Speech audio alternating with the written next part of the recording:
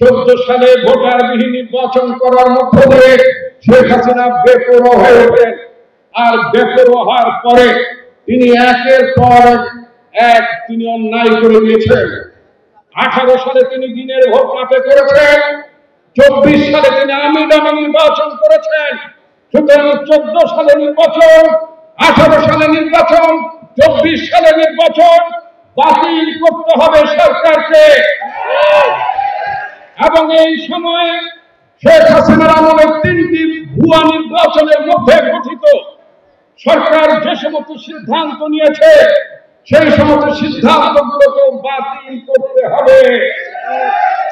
অবৈধ প্রধানমন্ত্রী,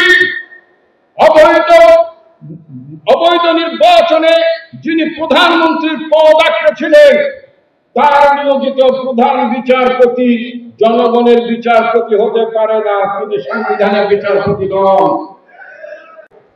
যেই ব্যবস্থা শেখ হাসিনা করে গেছিল সেই ব্যবস্থা আমরা টেনে চলতে চাই না। আজকে প্রতিষ্ঠা বার্ষিকীতে আমাদের সেই দাবি, আমাদের প্রত্যাশা, আমাদের আকাঙ্ক্ষা, আমাদের শহীদেরা যেই কারণে জীবন দিয়েছে সেই কারণকে আমাদের বাস্তবায়ন করতে হবে। শুধুমাত্র 300 মানুষ আমরা এমপি হয়ে গেলাম, আমাদের মধ্যে 40 লোক মন্ত্রী হয়ে গেলেন, আমাদের মধ্যে কিছু লোকজন উপজেলা চেয়ারম্যান হলেন, মেয়র হলেন, কিছু লোক ইউনিয়ন পরিষদের চেয়ারম্যান হলেন। এটার নাম গণতন্ত্র নয়। গণতন্ত্র হচ্ছে জবাবদিহিমূলক শাসন ব্যবস্থা। গণতন্ত্র হচ্ছে জনগণের শাসন ব্যবস্থা। জনগণকে আমরা ক্ষমতায়িত করতে চাই। এটাই হচ্ছে আমাদের নেতা তারেক রহমানের স্বপ্ন, এটাই হচ্ছে আমাদের নেতা তারেক রহমানের প্রত্যয়। আমাদের নেতা তারেক রহমান জনগণের কাছে ক্ষমতা ফিরিয়ে দিতে চান। জনগণ যাতে তাদের পছন্দ অনুযায়ী এমপি নির্বাচিত করতে পারেন, মেয়র নির্বাচিত করতে পারেন, সেই ব্যবস্থা আমরা করতে চাই। এবং দুর্নীতিবাদদের হাত থেকে আমরা দেশকে রক্ষা করতে চাই। দুর্নীতিবাদের কোনো রং আছে নাকি? সকল দুর্নীতিবাদের বিরুদ্ধে আমাদের অবস্থা নেয়। আপনাদের সবাইকে ঐক্যবদ্ধ থাকতে হবে।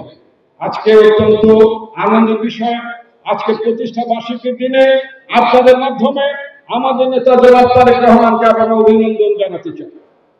কারণ আজকে আমরা যে জায়গাটিতে আমরা দাঁড়িয়েছি, এই দলটিকে আমাদের নেত্রী বেগম খালেদা জিয়াকে কারাগারে পাঠানোর মধ্য দিয়ে শেখ হাসিনার একটি দুঃস্বপ্ন ছিল যে বিএনপিকে ভেঙে খান খান করে দেওয়া হবে, কিন্তু আপনারা সেটা হতে দেননি।